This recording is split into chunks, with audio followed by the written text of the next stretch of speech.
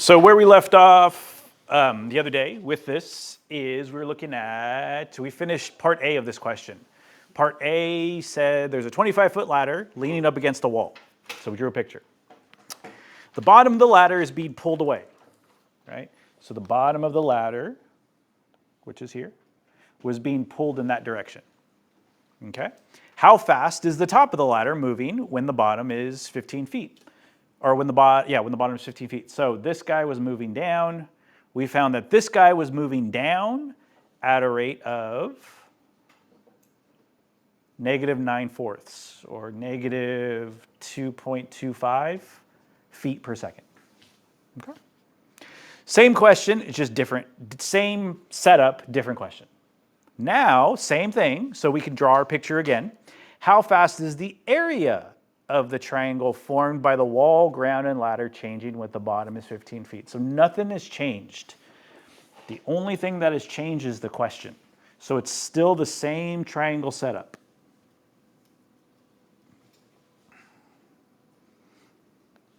So I'm going to redraw the picture. So this is X, this is Y, this is Z. So everything is the same. It's still a 25-foot ladder. The bottom is still 15 feet away. So we know X is 15 feet. Y is, we're not sure yet. Z is 25 feet. So everything about the first question is the same in terms of the setup. It's a 25-foot ladder, 15 feet away from the wall.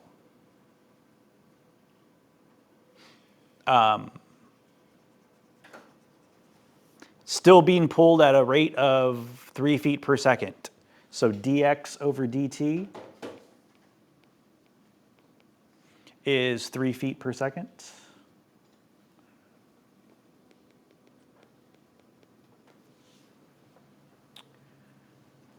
We know y from the last problem. Y was 20. So it's still 20.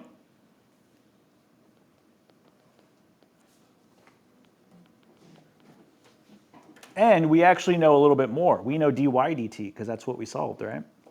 We know dy dt is -9/4.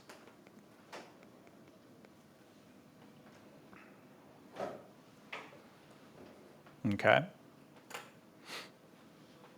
Anything else that we know that we didn't write?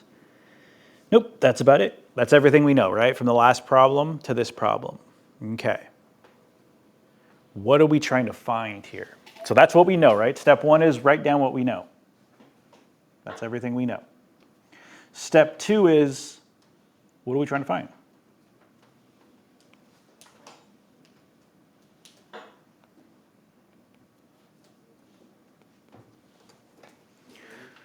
The area, right? So are we trying to find the area? Because the area is a number, it's a measurement, it's a quantity. Or are we trying to find the rate of the area? The rate, right? So we're trying to find how fast it's changing. That's rate. So how can we write that? Remembering from the other day, how can we write that? D uppercase A? There you go. D uppercase A. I think that's the best way over dt. Area, we usually use uppercase A. So we know X, we know Y, we know Z, we know dx dt, we know dy dt, we actually know dz dt. What was dz dt from the last problem? So Z was 25. 0, right? And why was dz dt 0? Because the ladder can't get bigger or smaller. The ladder can't change size. The ladder is always 25 feet. Okay? Step 3. What's a formula? So will Pythagorean theorem work for this problem? in terms of, because it will also give me the answer. Will it also tell me about area? No, Pythagorean theorem doesn't tell you about area, it tells you about lengths, right? So Pythagorean theorem won't really work for this problem. What formula will work? Find the area of a triangle. Area of a triangle, there you go. Area of a triangle. A times B times C divided by 2. Yep. So it's not, it's just, yeah, it's just base times height divided by 2, or 1/2 base times height, however you want to think of it. I'll write it as a fraction. 1/2 base. What letter is the base on my problem? X. What letter is the height on my problem? Y. So that's the formula I'm going to use.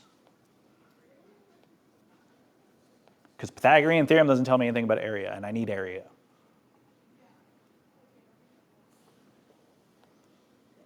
Step 4 we're not going to do.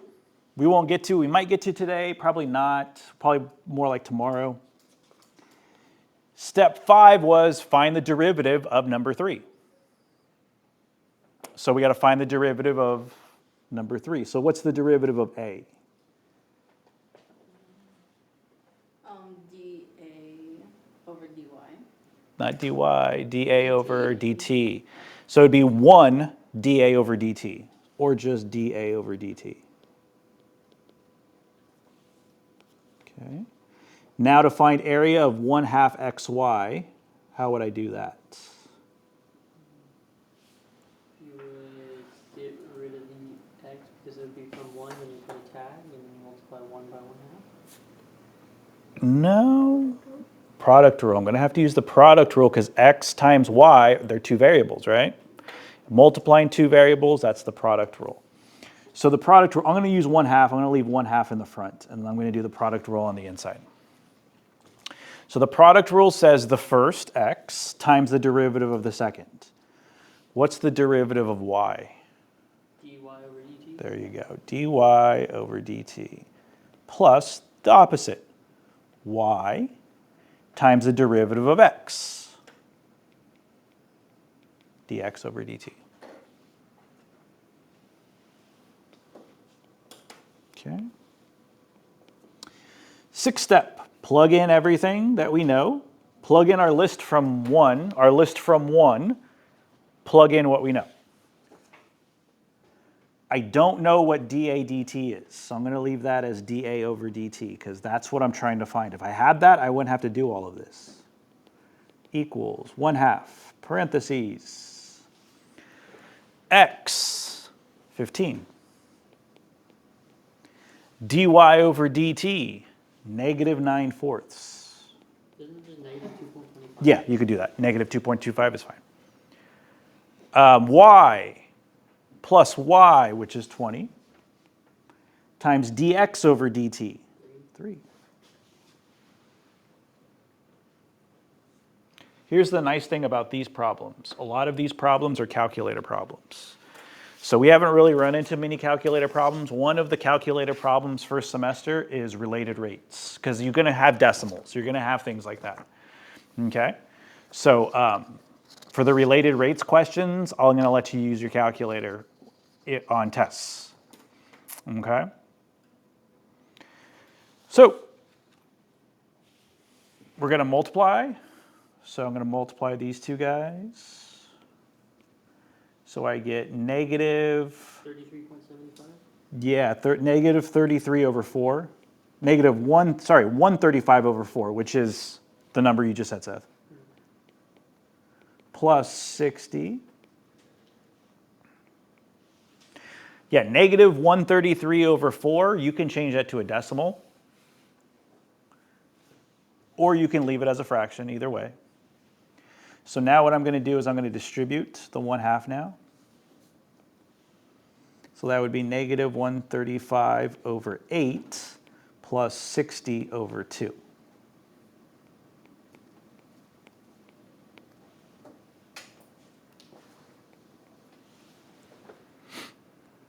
Common denominators. So its common denominator is going to be 8. So you get negative 135 plus 240.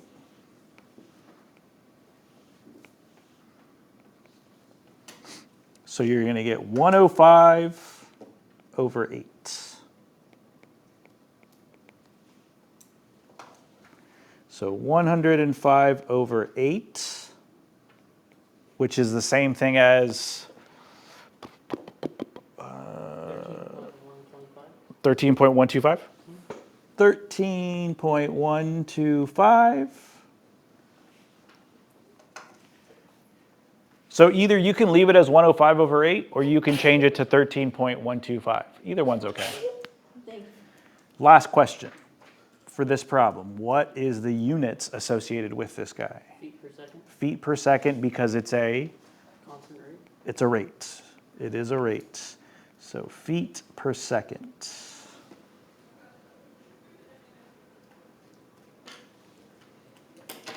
Okay. Alrighty. Okay, so let's look at number 6. Number 6. Let's see what time we got. We got about 13 minutes, so we'll finish number 6. Not sure if we'll get to any further, but at least we'll do number 6. Okay, so now we have a 3-dimensional object. Before we've had 2 dimensions, rectangles and triangles, right triangles. Sometimes they're going to give you a 3-dimensional, a sphere, right? So a sphere. Sphere is just like a ball, right? Except it has 3 dimensions. Right? The radius of a sphere is increasing at a constant rate of 2 meters per second. At the instant when the radius of the sphere is 5 meters, what is the rate of change of the volume? For these, and on the test, they give you the formulas. So when we get to the formula, step 3 is the formula, right? We don't have to think about it anymore, they give you. So when it's a 3-dimensional object, they'll always give you the formula to use. Okay, so that's a step 3 right there. And then it says round your answer to 3 decimal places. That means calculator. Okay, what do we know? First thing is, what do we know? What's our list of things we know? We know the radius, right? The radius goes from the center to the edge. The center of a basketball or a baseball or a volleyball or a softball, whatever you want to think of, to the edge is the radius. So do we know what the actual radius is? We actually do. For this problem, we do know what the radius is. It's 5 meters, yeah. So we're going to use r. R equals 5 meters. I'm using r instead of x because my formula has r's and not x's. Okay, so that's 5 meters. What else do we know? The rate of change for The rate of change for radius. So that's dr over dt, right? The radius is increasing at a constant rate of 2 meters per second. dr dt over dt, or sorry, dr over dt.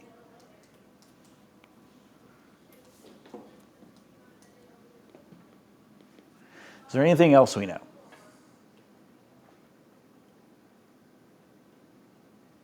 No, that's about it, right? What are we trying to figure out? the rate of change when it's exactly 5 meters. The rate of change of volume. So that's going to be d capital V over dt. That's what we're trying to find.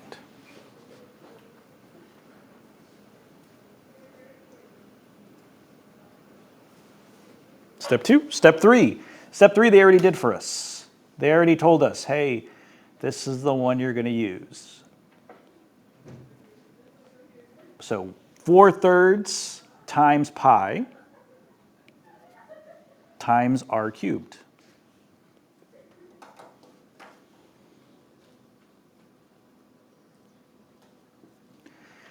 Next step, derivative. This is where it can get a little tricky. Not because it's hard, but because it can be tricky. So first thing, v, what is the derivative of v? dv over dt, right? Okay. How do we find derivative of 4/3 pi r cubed?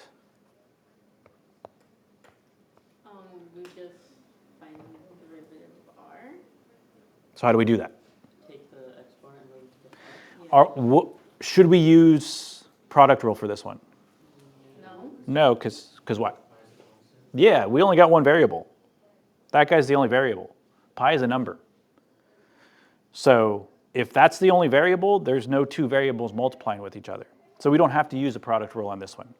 So we're just going to use the power rule. Power rule says move this guy to the front.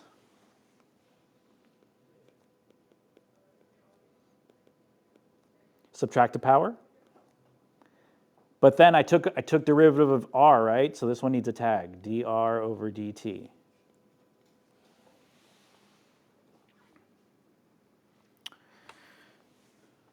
So 3 times 4/3 is just 4. It's 12 over 3, which is 4. So essentially you got 4 pi, 4 times pi times r squared dr dt. That's the derivative there.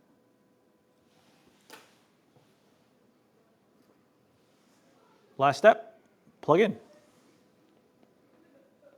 4 times pi times r squared. Well, I know what r is. What was r?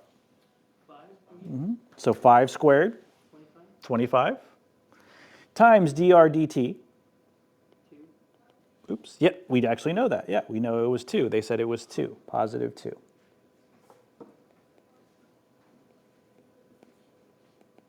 Okay, calculator crunch.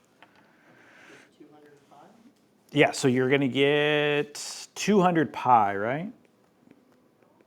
When you multiply all those, you're going to get 200 pi. They want us to round. If they say round, round. If they don't say round, leave it as 200 pi. 200 pi is okay with me, but in the directions it said round to 3 decimal places. So you're just to round. Let's see. Oops, no, not that calculator. Where's my calculator? You're just going to go 200 times pi, 3.1415, that number there. And when you do that, you're going to get 628. And then they want you to go 3 spaces, round to 3 places. So 628.319. 319.